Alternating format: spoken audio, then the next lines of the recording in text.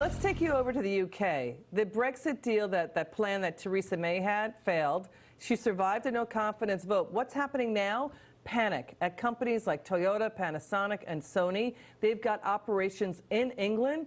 They're worried if England drops out of the EU, that they will be hit with tariffs from the EU. Now, this is a big story, and we got to get right to the Heritage Foundation's Nile Gardiner. Nile, let me tell you something. Let me back up. This is really a story of lack of political will, both in the UK and here in the US.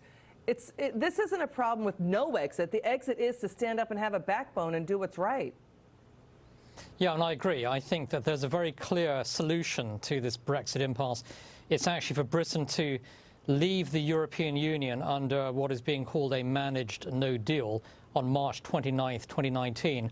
And under such an arrangement, Britain would simply revert to World Trade Organization rules. Britain would be free to negotiate free trade agreements across the world, including with the United States. A US-UK free trade deal would be a great success story, a very powerful engine for advancing economic growth, liberty and freedom on both sides of the Atlantic. And so I don't understand why big businesses are so concerned about a no deal, because I think a no deal will actually lead to a low tax, high growth environment in the United Kingdom.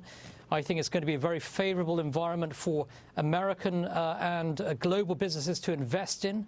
And I think this is the best path forward now for the United Kingdom.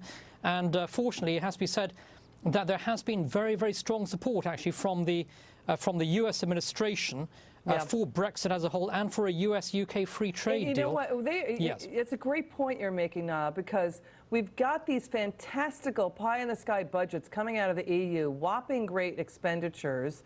We've got rioting going on in France. If you're standing on the shores of England, it can maybe, I don't think you can see it, but looking across the channel, what's going on in France, it's crazy town. I mean, they got double-digit unemployment, high tax rates. The rioting is still going on. And to your point, Niall, and it's an important one, these companies that are in panic mode, they need to chill out, because they will just join, the UK could just join a list of 50 other countries around the world that trade with the EU, like the US, China, all of South America, South Korea.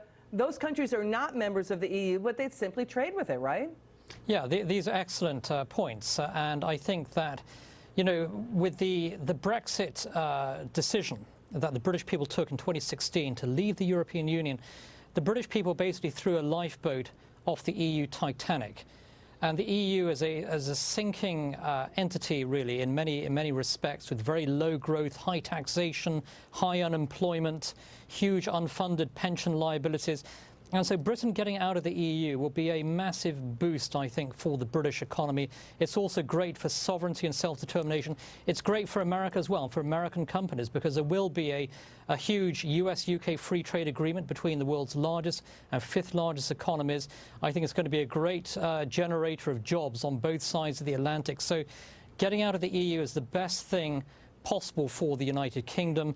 And I think, at the moment, we just have to make sure that Britain actually gets out of the EU on March 29th. Niall, is there any way to draw a parallel with the political class in England versus the political class here in the United States?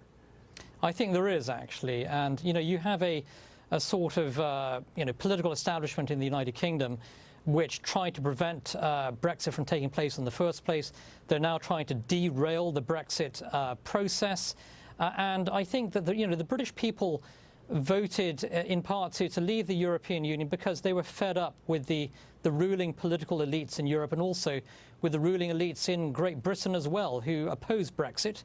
And you see the same kind of mindset here in the United States as well, with with a sort of political class that is highly resistant to change, which is dismissive of public popular opinion, which supports a sort of open borders approach, which is the antithesis of Brexit. Brexit is actually in part about retaking control of Britain's borders and ensuring that Britain can decide who comes into the country. So I think there are some striking parallels actually between the sort of the elites that you see in Britain and Europe and the elites you see here in the United States as well. Nile Gardiner, great to see you. Come back soon. We love having you on. Thank you very much. Coming up, we're going to bring you